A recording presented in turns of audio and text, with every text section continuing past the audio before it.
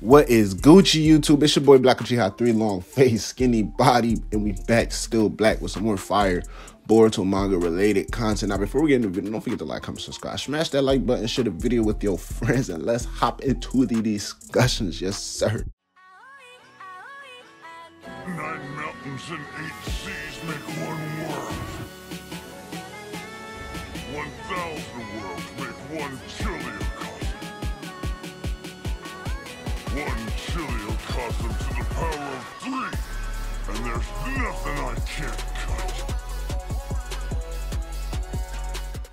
Boruto 2 Blue Vortex Chapter 4 gave us a whole lot of good things, a lot of things that I'm proud to say, like, okay, finally we got some closure in that regards, and a lot of great questions that got us to look forward to in the future of the series. Now, one thing that they sprinkled within the last chapter that shows us, that gives us something to look forward to, is this whole little dynamic between Sarada and Kawaki. And it's real interesting because it's not something that I pay too much attention towards, especially within Naruto Next Generations, because as much as I'm a Sarada advocate, you know, I'm also a realist in terms of I see things how they are. I know Sarada wasn't really finna be on, you know what I'm saying, Boruto and Kawaki's Karma's 2 Otsutsuki's versions level, especially within Naruto's Next Generation. So a lot of the dynamics that were forced or pushed upon, you know, the disagreements that Sarada and Kawaki may have had within the trainings that they underwent, the disagreements that they had in anime-only content with Sarada leading certain missions and Kawaki having hesitations or frustrations with some of Sarada's orders, and then even the dynamics where Sarada has her first impressions upon Kawaki upon introduction into the story, and how they gradually get to relate towards each other more based off of their admiration for Naruto. So it's a lot of interesting things that we can look in both Sarada and Kawaki's, you know, character, because pre-Kawaki, in terms of the Boruto story, we can kind of give that dynamic or that other half in terms of character wise for Boruto's character in the story to Sarada, especially emphasized heavy on the anime. It was always Boruto versus Sarada, top of the class, number 1, number 2, always a back and forth thing between the two. You know, as the story progressed, we know how much leaps Boruto actually took and how determined Sarada actually got in order to catch up to Boruto. And with the introduction of Kawaki, it's kind of like a Sasuke versus a Sasuke, kind of two dynamics, because it's a whole lot of inspiration taken from Sasuke and all of these characters. Mind you, they all show their love and respect for Naruto, especially on Sarada's and then heavily on Kawaki's side, but a whole lot of elements of Sasuke. You could tell Kishimoto's favorite, you know what I'm saying, family is the Uchiha in his own story, because a whole lot of elements we could pull from Sasuke relating towards obviously his daughter Sarada, his student Boruto, and, you know, the other half or the dynamic of Boruto in Boruto's story being in Kawaki.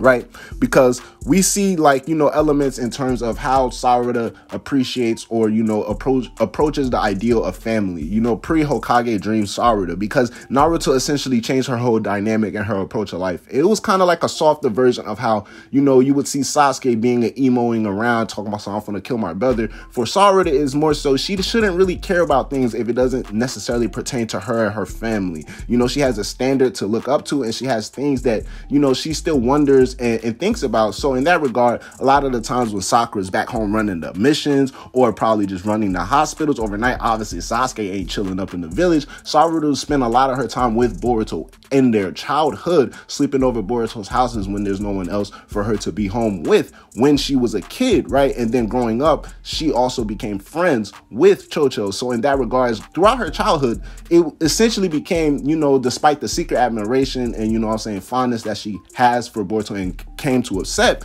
it was more so in her childhood she tolerated Boruto and she was friends with Chocho only. And you could see that in the academy and throughout their options. Even when they first became teammates, they both put in a request to have different teams, you know. So Sarada really went under a character change, so you could see a lot of the dynamics with her in terms of relating that to some of the part 1 dynamics of Sasuke and the part 1 and the part 2 Shippuden dynamics of Sasuke as well, but on a much softer degree. Like I said, not heavily emphasized, especially within Kawaki's case. And in Kawaki's case, we can go on and on and on about how all of the elements that he kind of similar or parallels to with Sasuke. But we see these two clashing off, right? And it's kind of like a really good dynamic, because we see, okay, Boruto is so focused on code, so focused on the 10 tails. We got the Shinju popping up, and obviously the the story is kind of heavily focusing on Boruto's main goal or Boruto's focus right now. That's the main thing. Everything else that's building around it is kind of like the side plot. So, you know, a lot of people are looking at Kawaki as like, he's not really like what we should be focusing on right now. More people, I can say, at least at this point right now, are anticipating some of the interactions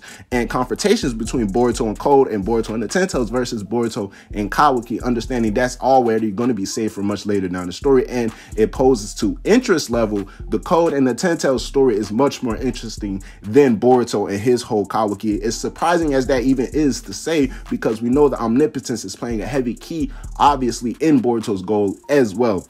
But we got the side quest where it's like we're not being forgotten that the whole thing with Boruto actually having his life change, because Boruto's character, his demeanor may have absolutely changed compared to part one, but you know, his whole entire I'm a ninja, his whole entire obviously being a good guy, that isn't changed. Boruto isn't just full on emo, full on evil on us. So we kind of tend to forget, especially if we're just focusing on Boruto and his personal interactions, that, oh snap, the whole world thinks this guy's a criminal and they're treating him as they should be treating Kawaki. So it's kind of easy to forget, and this whole dynamic with Sarada and Kawaki kind of lets us to believe, okay, oh, we shouldn't forget about this. You know, omnipotence is still going to be a very, very important thing, and Sarada's introduction into this, especially the conflict with Kawaki, gives us an introduction or gives us a doorway to a lot of good questions that we're going to have later down in the series, as opposed to, you know, Sarada's confidence in confronting Kawaki or standing in Kawaki's way, putting her foot down, affirming like, yo, I'm not letting things rock your way regardless of how you want to be it, calling out Kawaki in terms of his ideals and his statements, making him seem as if he's a hypocrite because he's an Otsutsuki and he's scrutinizing and antagonizing Otsutsuki's, or said Otsutsuki, obviously just Boruto for the time being, and how much his words conflict his actions, right? Sarada's pointing all of these things out, and also in the meantime, it's her story coinciding with the idea of, oh, she's going to be the one to be the anchor in terms of how Boruto and his omnipotence and his whole issue with no one in the village trusting him, right? We're going to try to work that storyline away, around, or, you know what I'm saying, through Sarada, and build it much later on until it becomes the main plot point of the story. So the whole meantime, while Kawaki kind of can be seen as a distraction in terms of Boruto's perspective or our readers' perspectives through Boruto, it will be where Kawaki may be dealing with, you know, the repercussions of his actions or the omnipotence in the village in terms of Shikamaru and Sarada and her, you know, resistance and her obviously outwardly and loud protests against Kawaki and his current stance. So Kawaki, how he's going to work his way around that whole dynamic, and his main obstacle at that current point is going to be Sarada. So that's why I find it real interesting. You know, it's going to be definitely way deeper than just, oh, Sarada versus Kawaki. We seen them have a couple of little mini skirmishes, and of course at the end of part one, the infamous scar that got on Boruto's eye, we know that initial attack, or, you know what I'm saying, hit was meant for Sarada with killing intent. So it's a lot of interesting dynamics in terms of the surface level, where it's like, yeah, they just going to be boxing it out. You know, power scaling wise is going to be a whole nother level. How much is Sarada able to actually confront Kawaki? Why is she this confident? Does it also show us, okay, maybe she has some type of Mangekyo Sharingan ability that she's confident in using, or she knows a weakness or a way around Kawaki and his, you know, approach based on the way that things been going within the village within the last 3 years. Face value and just straight up, you know, common knowledge, facts within the story. We know Kawaki should be stomping on Sarada if they were to clash up right now, but there's something that's deeper than it that gives Sarada the strength and the confidence to step towards Kawaki like, yo, I don't care if I'm stepping on your toes, I'm ruining your plans, I'm letting people know, like, straight up, like, I'm not at the very least letting things rock your way. So call it how you want to call it, call a spade a spade. So at the end of the day, she's a ninja. You know, you got to see the hidden meanings behind the hidden meanings. There's a reason why she's so confident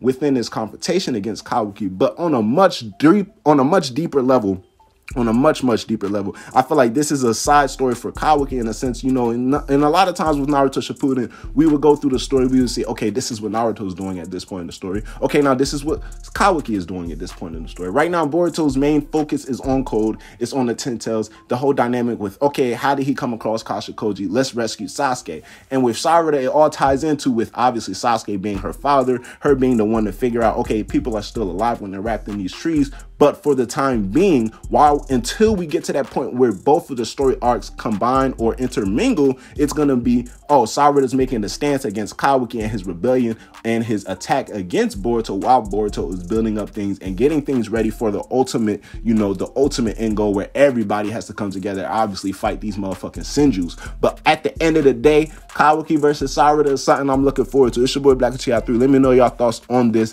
dynamic, on this conflict, on this quote-unquote rivalry, even though I don't want to call it as such, between Sarada and Kawaki. Big Uchiha vibes always. It's your boy Black Uchiha. Holla at you, bro. I'ma holla at y'all. Black Uchiha out. Yes, sir. Ski. Hey, can we take a trip to the sky? Show them that our limit's too high. Cocoa butter hips on the west side. She said